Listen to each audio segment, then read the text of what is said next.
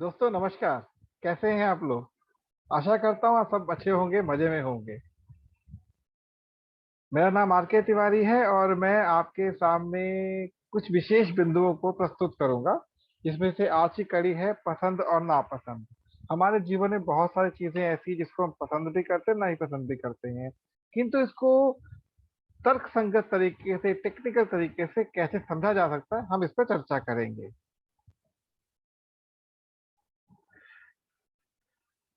पसंद और नापसंद।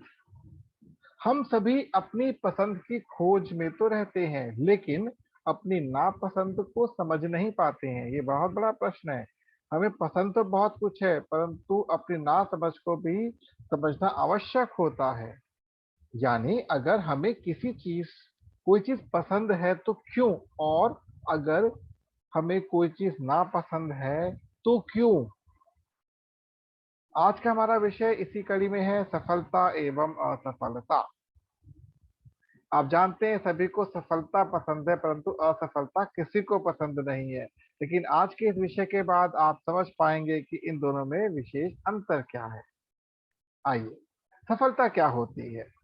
जब कोई व्यक्ति किसी भी इच्छित लक्ष्य को प्राप्त कर लेता है तो उसे उसके लिए सफलता कहा जाता है। मुझे ये प्राप्त हो गया, मैं सफल हो गया, मैं ये प्राप्त करने में सफल हुआ, मैं ये प्राप्त करने में सफल हुआ, ये सफलता होती है।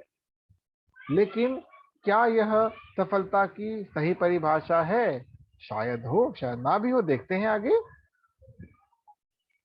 वास्तविक सफलता अपने लक्ष्य को प्राप्त करना नहीं है, बल्कि यह एक व्यक्ति के नाम की उस प्रसिद्धि का एक स्तर होता है। जी हाँ, आप धीरे धीरे अपने नाम को बढ़ाते चले जाते हैं, कद को बढ़ाते चले जाते हैं, जो प्रसिद्धि देती है उसे सफलता कहा जाता है। अब अपनी सफलता के प्रभाव से वह सफल व्यक्ति किसी भी व्यक्ति अथवा मंच को यदि से जुड़ जाता है तो वह उसको भी सफल कर देता है। जी हाँ, यदि कोई व्यक्ति सफल हो चुका है तो कैसे माने, वो जिस भी जगह पर जाएगा सब लोग उसके से प्रभावित होंगे, उनमें कुछ ना कुछ गुण आने प्रारंभ हो जाएंगे, जिसका बहुत अच्छा उदाहरण है हमारे पास हमारी पवित्र नदी गंगा। क्योंकि यह जिस भी स्थान विशेष से अपनी धारा को प्रवाहित करती है वह तीर्थ बन गया है। एक सफल व्यक्ति के साथ सभी अपने नाम को जोड़ना अपनी उपलब्धि मानते हैं। जी हाँ, यदि एक व्यक्ति सफल है उसके साथ फोटो खिंचवाना, उससे बातें करना लोगों को बहुत अच्छा लगता है, क्योंकि उससे प्रभाव आ चुका है। अब थोड़ा असफलता को समझ लेते हैं अंतक से। जब आपके कुछ कदम आपके और आपके इच्छित लक्ष्य के बीच में अंतर को घटाने में सक्षम नहीं होते हैं तो समय अंतराल भी बढ़ जाता है। उदाहरण के तौर पे मान लीजिए आपने कोई तिथि को निर्धारित किया कि इस समय तक मैं वहां पर पहुंच जाऊंगा या पहुंच जाऊंगी, किंतु किसी कारणवश आप उस तिथि तक वहां पर नहीं पहुंच पाते क्योंकि बीच में अड़चने आ रही थी, तो आपका लक्ष्य आपसे कुछ दूर हो गया। ऐसी छोटी छोटी परिस्थितियां आपकी असफलता का हिस्सा बन जाती हैं। जी हाँ, ये छोटी छोटी बातें जो होती है ना कहीं आपको लगता है कि क्यों हो गया, तो आप थोड़ा अपने उस लक्ष्य से दूर हो गए हैं। लेकिन जिस क्षण आपको लक्ष्य प्राप्ति का सही रास्ता मिल जाता है तो ऐसी स्थिति में आप में आत्मविश्वास विकसित हो जाता है। जी हाँ, जब हम लोग अपने लक्ष्य को प्राप्त करते करते थकते जाते हैं, लेकिन अचानक हमको एक आशा की एक नई किरण दिखती है, यस मेरे को अब सफलता तो मिल ही गई, तो आप में आत्मविश्वास विकसित हो जाता है। यह वास्तव में एक स्तर होता है, ना कि वास्तविक लक्ष्य की प्राप्ति। जी हाँ, जब आपके अंदर आत्मविश्वास पैदा हो जाएगा तो लक्ष्य तो वैसे मिल जाना है आपको, क्योंकि आप अब तक उसके लिए प्रयास कर ही रहे थे। अब तक आपने जितने भी अन्य रास्तों पर यात्रा की है, मतलब जिन जिन तरीकों से आपने लक्ष्य प्राप्त करने का प्रयास किया है, उनमें कुछ कमजोरियां थी। जी, उनमें कुछ ना कुछ कमियां थी, जिनमें से आपने अपने आप में एक विशिष्टता पाई है जो कभी समाप्त नहीं होगी। जी हाँ, आपका अनुभव इतना प्रबल हो जाता है, आप एक विशिष्ट व्यक्तियों की श्रेणी में आ जाते हैं कि यस अब तो कुछ भी होगा देखी जाएगी। बहुत अच्छा लगता है सुनकर कि हम सफल हो जाएंगे। इसका अर्थ है कि अपने आप में वह विशिष्टता जो आपको कभी ना खत्म होने वाली सफलता प्रदान करेगी, उसे ही वास्तव में असफलता कहा जाता है। यह प्रश्न, यह बिंदु बहुत ध्यान से याद कर लीजिए कि असफलता किसे कहा जाता है। मैं दोबारा एक बार इसको दोहराऊंगा। इसका अर्थ ये है कि अपने आप में वह विशिष्टता जो आपको कभी ना खत्म होने वाली सफलता प्रदान करेगी, उसे ही वास्तव में असफलता कहा जाता है।